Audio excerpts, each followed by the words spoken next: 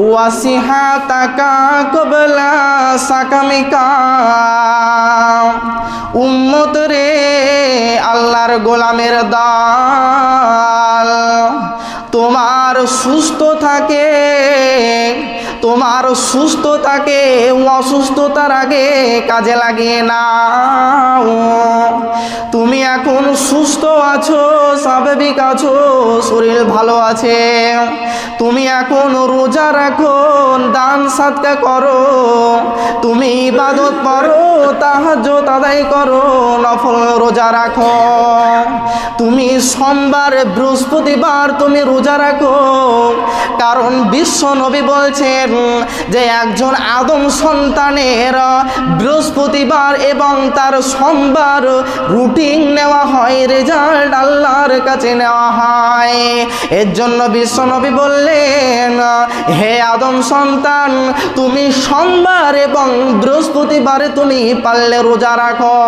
যখন আল্লাহর কাছে যখন রেজাল্ট দেওয়া হবে, আল্লাহর কাছে যখন কোশ্চান দেওয়া হবে, সাপ্তাহিক কোশ্চান, তখনই আপনি যাতে বলতে পারেন, হে আল্লাহ, আমি দেখেন বৃহস্পতিবারও রোজা ছিলাম এবং সোমবারও রোজা ছিলাম।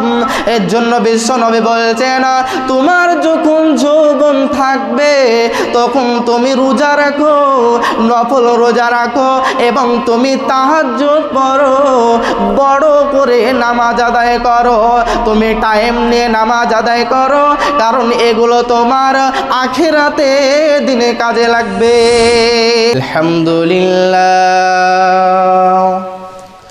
আলহামদুলিল্লাহ নাহমাদুহু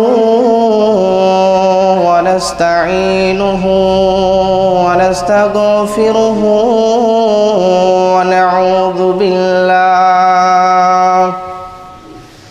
ওয়া নাউযু বিল্লাহি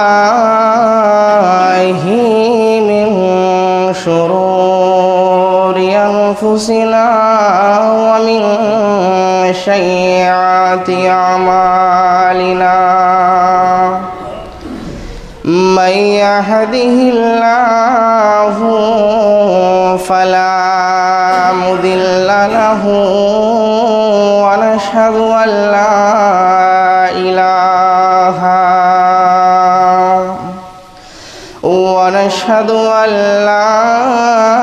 ইলাহা ইল্লাল্লাহু ওয়াহদাহু লা শারীকা লাহু ওয়া আশহাদু আন্না মুহাম্মাদান আবদুহু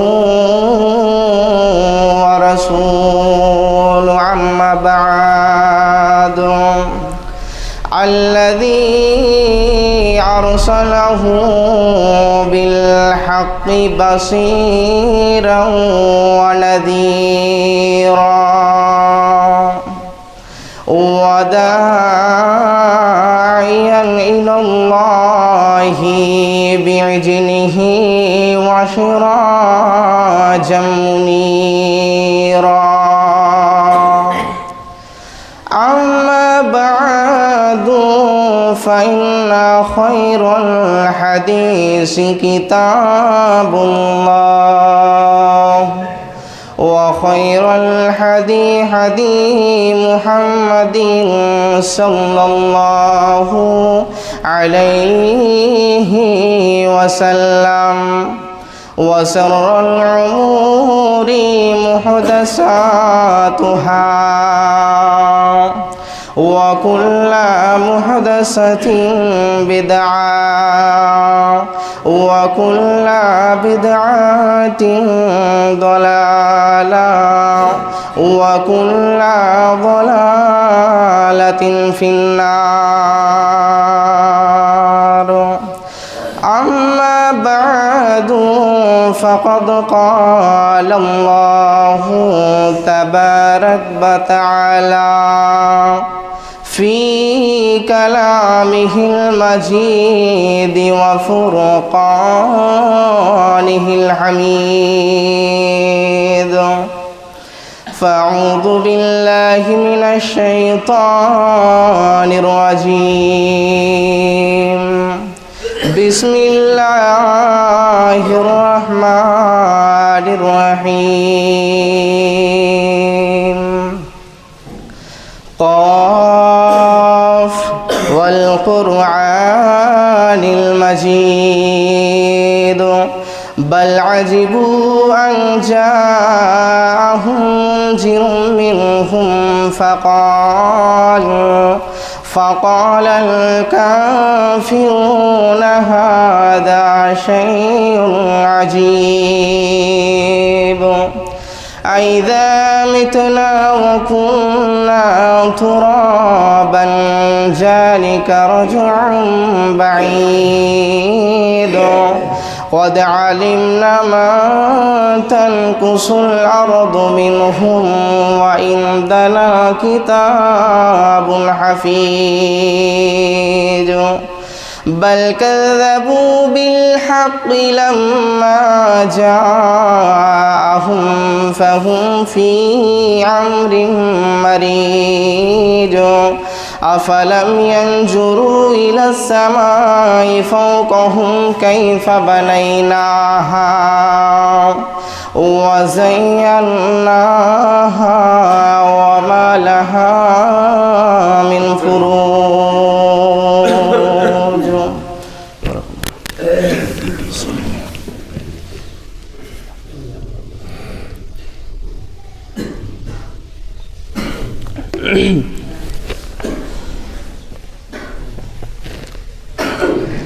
نحمده ونصلي على رسوله الكريم أما بعد فأعوذ بالله من الشيطان الرجيم بسم الله الرحمن الرحيم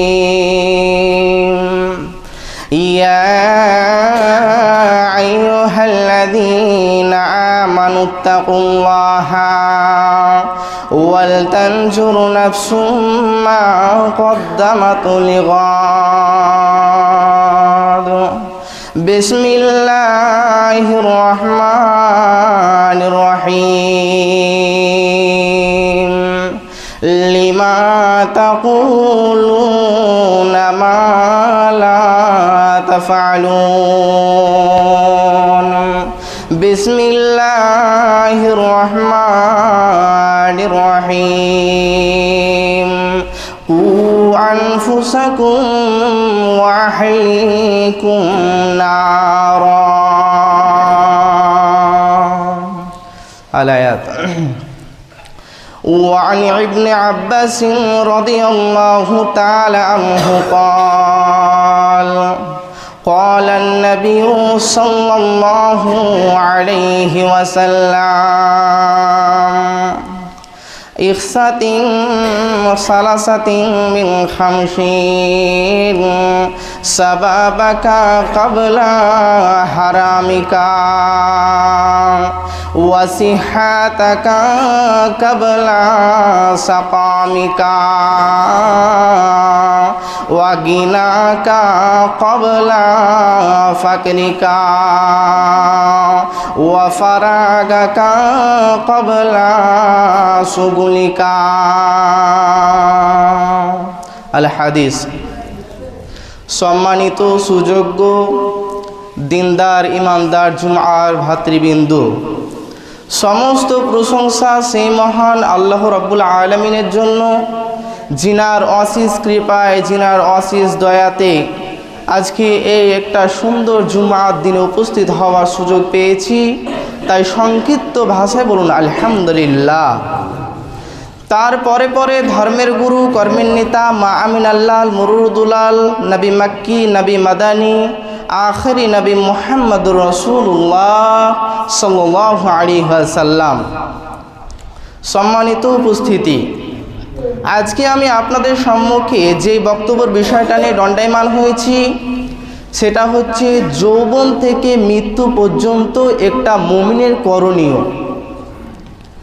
তো আল্লাহ রাব্বুল আলামিন আমাদেরকে এই পৃথিবীর বুকে পরীক্ষা করার জন্য পাঠিয়েছেন এবং একটা পৃথিবীর বুকে একটা মানুষকে তিনি অনেক কিছু জিনিস দিয়ে পাঠিয়েছেন। একটা মানুষকে সময় দিয়েছেন, একটা মানুষকে যৌবন দিয়েছেন, একটা মানুষকে তিনি অনেক টাকা পয়সা বাড়ি গাড়ি দিয়েছেন। এরকম করে অনেক কিছু একটা মানুষকে আল্লাহ রাব্বুল আলামিন দিয়েছেন। কেন দিয়েছেন? আল্লাহ রাব্বুল আলামিন শুধুমাত্র দেখার জন্য দিয়েছেন যে আমার এইগুলো পেয়ে তারা কি শুকরিয়া আদায় করবে, তারা কতটুকু শুকরিয়া আদায় করে। আল্লাহ রাব্বুল আলামিন এটা দেখার জন্য এগুলো দিয়েছেন। এবং কঠিন কিয়ামতের দিনে আল্লাহ রাব্বুল আলামিন একটা মানুষকে কিছু প্রশ্ন করবেন। সেই প্রশ্নগুলো কি? সেই প্রশ্নগুলো হলো ওয়ান উমরিহি ফিমা আফনা। 1 নম্বর প্রশ্ন, যে তোমাকে আমি 70 বছর জীবন দিয়েছিলাম, এই জীবনটা তুমি কোন রাস্তায় তুমি অতিবাহিত করেছো? তোমাকে আমি 70 বছর, 80 বছর, 100 বছর তোমাকে আমি জীবন দিয়েছিলাম, বয়স দিয়েছিলাম, আয়ু দিয়েছিলাম। তো তুমি এই জীবনটা, এই বয়সটাকে তুমি কোথায় তুমি ব্যয় করেছো? তুমি আজকে আমাকে পঙ্খানুরূপে আমাকে বুঝিয়ে দাও। এরপরে দ্বিতীয় প্রশ্ন করা হবে ওয়ান সাবাবিহি ফিমা আবলা। তোমাকে যে আমি যৌবন দিয়েছিলাম, তোমাকে যৌবন কাল দিয়েছিলাম, এই যৌবন কালটা কোন রাস্তায় তুমি খরচ করেছো আমাকে তুমি বুঝিয়ে দাও। তুমি কোন মেয়ের পেছনে পেছনে দৌড়ে দৌড়ে তুমি তোমার যৌবনকে তুমি নষ্ট করেছো, না তুমি কিভাবে তুমি তোমার যৌবনকে নষ্ট করেছো, তুমি আজকে আমাকে পঙ্খানুরূপে বুঝিয়ে দাও। এরপরে 3 নম্বর প্রশ্ন করা হবে ওয়ান মালিহি মিন আইনা ইকতাসাবাহু। তোমাকে আমি যে মাল রোজগার করতে বলেছিলাম, ইনকাম করতে বলেছিলাম, তো তুমি ইনকাম করেছো, অনেক ইনকাম করেছো, তো এগুলো কোন রাস্তায় তুমি ইনকাম করেছো, তুমি আজকে আমাকে পঙ্খানুরূপে বুঝিয়ে দাও। এরপরে 4 নম্বর প্রশ্ন করা হবে যে তোমাকে যে আমি মাল রোজগার করতে বলেছিলাম, মিন আইনা ইকতাসাবাহু, তুমি মাল রোজগার করেছিলে, তো এই মালগুলো তুমি কোন রাস্তায় তুমি ব্যয় করেছো, তুমি আজকে আমাকে বুঝিয়ে দাও। যদি তুমি না বোঝাতে পারো তাহলে তুমি 1 চুল পরিমাণ তুমি নড়তে পারবে না। তুমি আজকে আমার এগুলো বুঝিয়ে দাও, এরপরে তোমার কোনো কাজ, তোমার দ্বিতীয় কাজ। এইভাবে প্রশ্ন করতে থাকবেন। কিন্তু আল্লাহ রাব্বুল আলামিন তিনি বললেন, হে পৃথিবীর মানুষ, আমি তোমাদেরকে যা দিয়েছি, যতটা ধন সম্পদ দিয়েছি বা যাই দিয়েছি, তুমি শুনে রাখো, এগুলো তোমার জন্য চিরস্থায়ী নয়, এগুলো তোমার জন্য ক্ষণস্থায়ী। আজকে আমাদের জীবনের দিকে তাকালে দেখা যায় যে কখনো আমাদের টাকা আছে, কখনো আমাদের কাছে টাকা থাকে না, কখনো আমরা সুখে আছি, আবার কখনো আমরা দুঃখে আছি। আমাদের জীবনের দিকে তাকালে দেখা যায় যে আমরা কখনো হাসি মজাতে আছি, ফুর্তিতে আছি, আর কখনো আমরা স্যাড দুঃখতে আছি। তো আমাদের জীবনটা এরকম। এরপরে দেখতে দেখতে দেখতে এমন একটা দিন চলে আসবে যে ওই দিনটাতে আপনি আমি কঠিন কিয়ামতের দিনে চলে যাব। এই দুনিয়া থেকে আমরা কিয়ামতের দিকে রওনা দিয়ে দেব। আল্লাহ রাব্বুল আলামিন বললেন, হে পৃথিবীর মানুষ, তোমাকে আমি যেগুলো দিয়েছি সেগুলো থেকে তুমি সন্তুষ্ট আদায় করো। বিশ্বনবী সাল্লাল্লাহু আলাইহি ওয়াসাল্লাম বললেন যে এই পৃথিবীর বুকটা ক্ষণস্থায়ী। আল্লাহ রাব্বুল আলামিন তিনি বললেন, এই পৃথিবীর বুকটা তোমার জন্য ক্ষণস্থায়ী, চিরস্থায়ী নয়। এই দুনিয়াতে আমরা এসেছি কেন? না দুনিয়া থেকে চলে যাওয়ার জন্য। এই পৃথিবীর বুকে আমরা কেউ থাকার জন্য আসিনি। এর জন্য বিশ্বনবী সাল্লাল্লাহু আলাইহি ওয়াসাল্লাম বললেন, এ দুনিয়া रहने के लिए नहीं है, ये दुनिया रहने के लिए नहीं है, मगर जाने के लिए आना है, अगर रहने के लिए जाना तो जगह ही नहीं मिलता। বিশ্বনবী বললেন, হে আদম সন্তান, হে আমার উম্মতের দল, এই পৃথিবীর বুকে আমরা কোনো মানুষ থাকার জন্য আসিনি। এই পৃথিবীর বুকে এসেছি কেন? না এই পৃথিবীর বুকে এসেছি আবার চলে যাওয়ার জন্য। আমরা যেরকম ভাবে এসেছি ওরকম ভাবে আমাদেরকে চলে যেতে হবে। মৃত্যু থেকে কেউ ছাড় পাবে না। যদি মৃত্যু থেকে ছাড় পেত তাহলে আমাদের নবী মুহাম্মদুর রাসূলুল্লাহকে দেখা যেত। যদি মৃত্যু থেকে ছাড় পেত তাহলে হযরতে মূসাকে দেখতে পাওয়া যেত। যদি মৃত্যু থেকে ছাড় পেত তাহলে আমাদের ঈসাকে দেখা যেত। যদি মৃত্যু থেকে ছাড় পেত তাহলে আমাদের হারুনকে দেখা যেত, দাউদকে দেখা যেত। কিন্তু এই পৃথিবীর বুকটা থাকার জন্য নয়। এই পৃথিবীর বুকে আমরা যেরকম ভাবে এসেছি আমাদেরকে পৃথিবীর বুক থেকে পরীক্ষা দিয়ে সেরকম ভাবে ফিরে যেতে হবে। এই দুনিয়াতে আমরা কেউ থাকার জন্য আসিনি। যদি থাকার জন্য আসতাম তাহলে নবী মুহাম্মদ রাসূলুল্লাহকে দেখা যেত, ঈসাকে দেখা যেত, মূসাকে দেখা যেত, আমাদের পূর্বে বাপ দাদাদেরকে দেখা যেত, কেউ মারা যেত না। কিন্তু আসলে এই পৃথিবীর বুকটা থাকার জায়গা নয়। এবার বিশ্বনবী সাল্লাল্লাহু আলাইহি ওয়াসাল্লাম বললেন যে এই পৃথিবীর বুকে তোমরা যে এসেছো, তো তোমাদেরকে আমি 5টি জিনিস বলে দিচ্ছি, তোমরা সুন্দরভাবে শোনো। সেই 5টি জিনিস কি? বিশ্বনবী সাল্লাল্লাহু আলাইহি ওয়াসাল্লাম বললেন, বিশ্বনবী বললেন, ওয়ান আব্বাস রাদিয়াল্লাহু তাআলা আনহু قال قال رسول الله صلى الله عليه وسلم ইজতানিম খামসান ক্বাবলা খামসিন। এই পৃথিবীর বুকে 5টি জিনিসের পূর্বে 5টি জিনিসকে সুন্দরভাবে তুমি পালন করে নাও।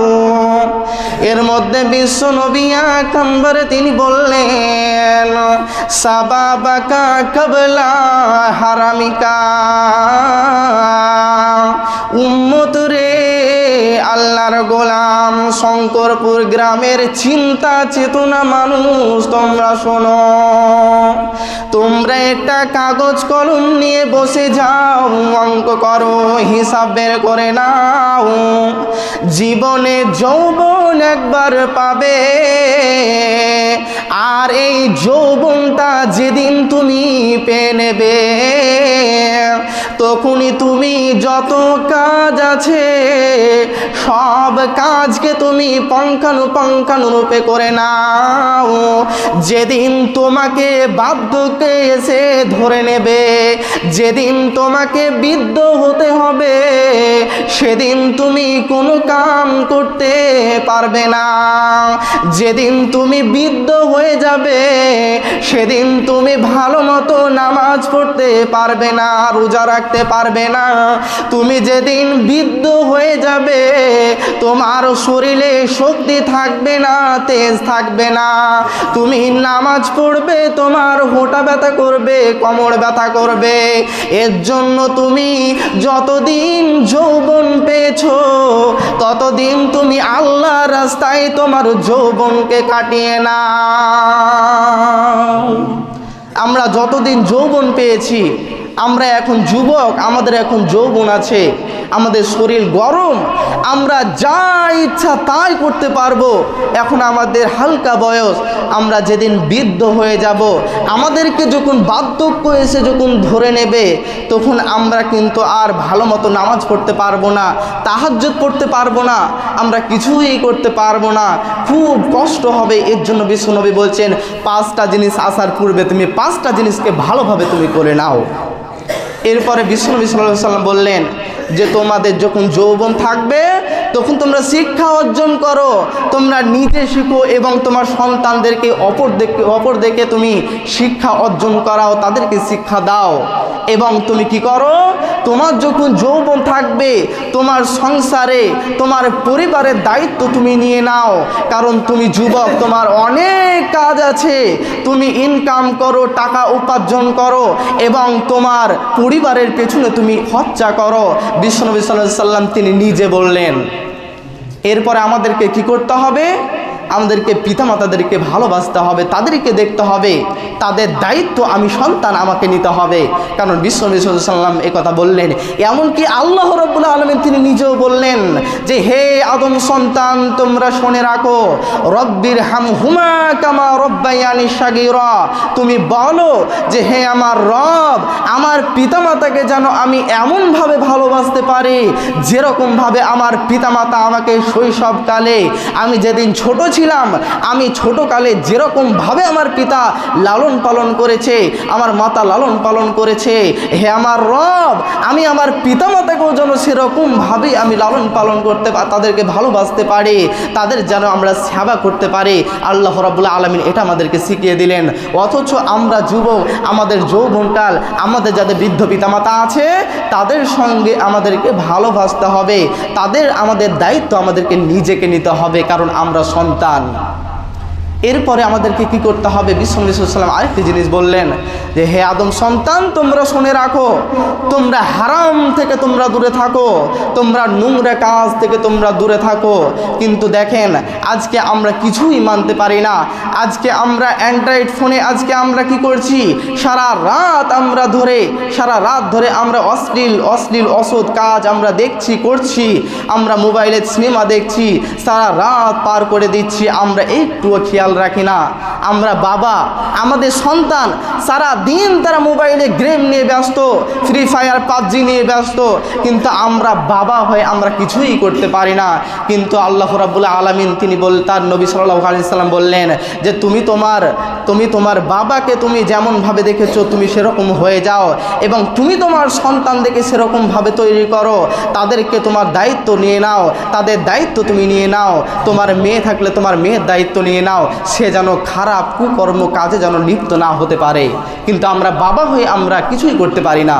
আমাদের সন্তান মোবাইল দেখে, আমাদের সন্তান 24 ঘন্টা মোবাইল নিয়ে থাকে, কিন্তু আমরা কিছুই বলতে পারি না।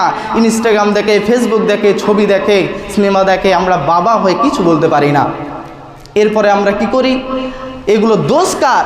এগুলো আমরা বাবা, এগুলো আমাদের দোষ। কারণ আমরা গার্জিয়ান। আল্লাহ রাব্বুল আলামিন বলছেন তুমি বাবা, তুমি যতদিন পৃথিবীর বুকে বেঁচে থাকবে তুমি হলা গার্জিয়ান, তোমার পরিবারে, তোমার ফ্যামিলির তুমি হলা বড় গার্জিয়ান। তাহলে আমাদের সন্তানেরা যখন ছোট থাকে, 3 বছর 4 বছর যখন বয়স হয়ে যায়, তারা যখন ভাত খেতে চায় না, তখন আমরা বাবা হয়ে আমরা কি করি? আমাদের সন্তানদেরকে মোবাইল দিয়ে দিই, তাদেরকে সফিক জুড়ে দিই, তারা সফিকের ভিডিও দেখে আর ভাত খায়, বড় আনন্দতে ভাত খায়। তাহলে আপনি ভাবুন, আপনার এই সন্তানটা যখন বড় হবে, তখন ওই সন্তানটা ভবিষ্যৎ প্রজন্মে কি সে তৈরি হতে পারে। এর জন্য আমাদেরকে কি করতে হবে? আমরা গার্জিয়ান, আমরা বাবা, আমাদের সন্তানদেরকে ভালোভাবে মানুষ করতে হবে। এরপরে বিশ্বনবী সাল্লাল্লাহু আলাইহি ওয়াসাল্লাম 5টি জিনিসের মধ্যে 1 নাম্বার গেল। এবার 2য় নাম্বার তিনি বললেন, বিশ্বনবী বললেন ওয়াসিহাতাকা কবলা সাকামিকা, উম্মত রে আল্লাহর গোলামের দল, তোমার সুস্থতাকে অসুস্থতার আগে কাজে লাগিয়ে নাও।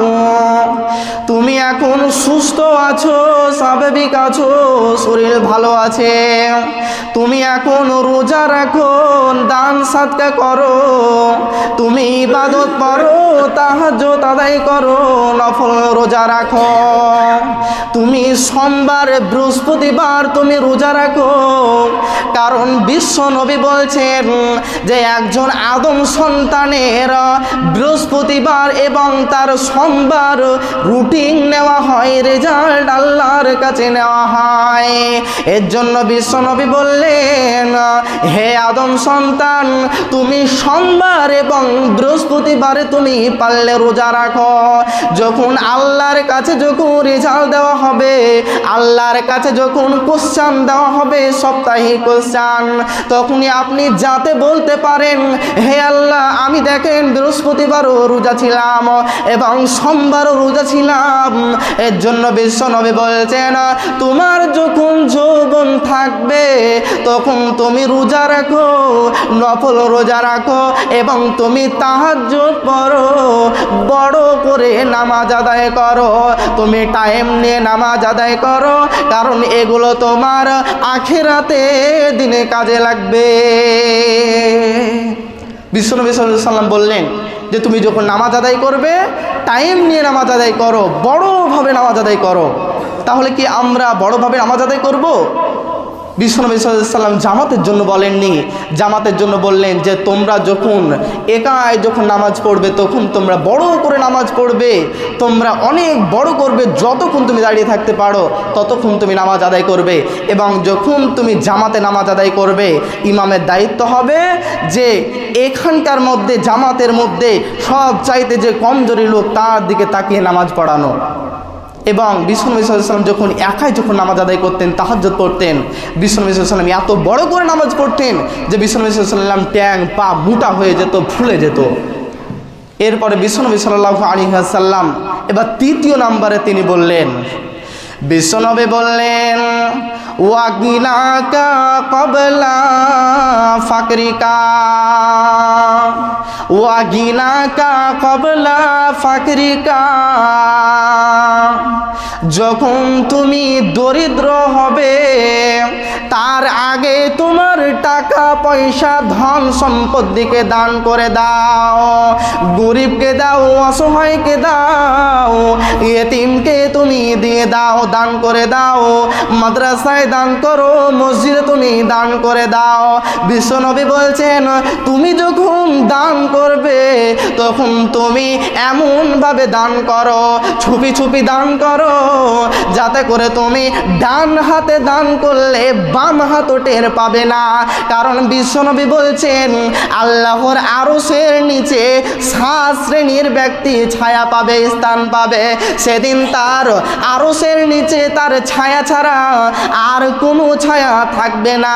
সেদিন যে ব্যক্তি লুকিয়ে লুকিয়ে দান করবে, যে ব্যক্তি ছুপিয়ে ছুপিয়ে দান করবে, যাতে করে তার ডান হাতে দান করলে বাম হাত বুঝতে পারবে না, বিশ্বনবী বলছেন ওই মানুষটা আল্লাহর আরশের নিচে ছায়া পাবে। তাহলে আমাদেরকে বেশি বেশি দান করতে হবে। দরিদ্রতা আসার পূর্বে আমাদেরকে যখন টাকা পয়সা থাকবে তখন আমাদেরকে দান করতে হবে। আপনি যেদিন দরিদ্রতা হয়ে যাবেন সেদিন আপনি নিজের জন্য আপনি টাকা পাবেন না, আর আপনি অপরের জন্য দান করা তো আপনার দূরের থেকে যাবে। এর জন্য আমাদের টাকা পয়সা আছে, ধন ব্যালেন্স আছে, আমাদেরকে এখনই দান করতে হবে, কারণ বিশ্বনবী সাল্লাল্লাহু আলাইহি ওয়াসাল্লাম বললেন।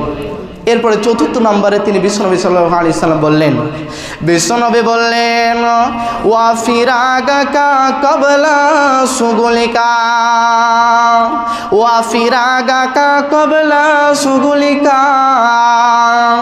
তোমার ফাঁকা সময়কে তুমি কাজে লাগাও। যখন তোমার ব্যস্ততা চলে আসবে তখন তুমি জাতির উপকার করতে পারবে না। যখন তুমি ফাঁকা পাবে, যখন তোমার সময় ফাঁকা হবে তখন তুমি মসজিদে চলে যাও এবং মসজিদে তুমি ঝাড় দাও, তুমি মসজিদকে দেখা ভালা করো, তুমিও আরশের নিচে ছায়া পাবে।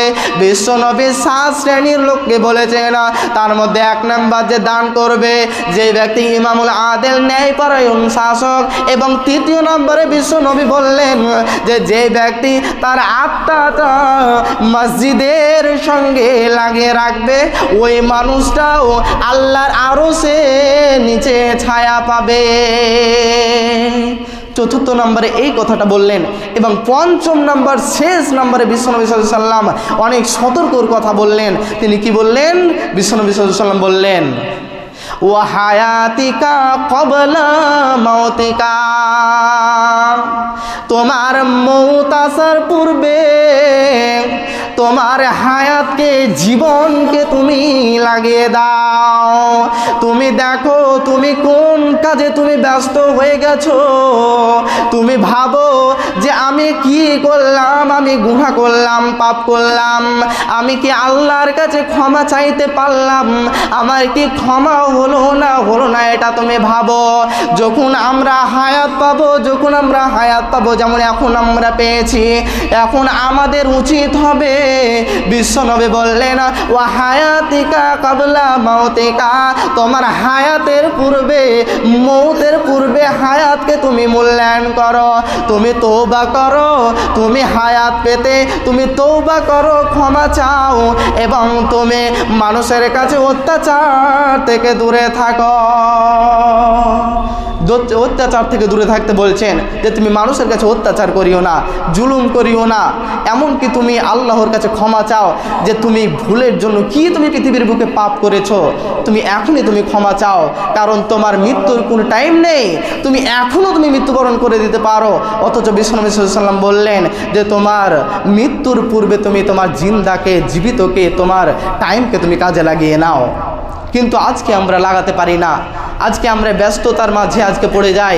আজকে যেমন আমাদের জান আছে, হায়াত আছে, আমরা এখন আল্লাহর কাছে তওবা করতে পারবো, কিন্তু আমরা এটাও করি না। এটা বিশ্বনবীর শেষ কথা হয়ে গেল। বিশ্বনবী সাল্লাল্লাহু আলাইহি সাল্লাম কি বলেছিলেন? বিশ্বনবী সাল্লাল্লাহু আলাইহি সাল্লাম বললেন ইজতানিম খামসান ক্বাবলা খামসিন, তোমাদের কাছে 5টি জিনিস আসার পূর্বে তুমি 5টি জিনিসকে মূল্যায়ন করো।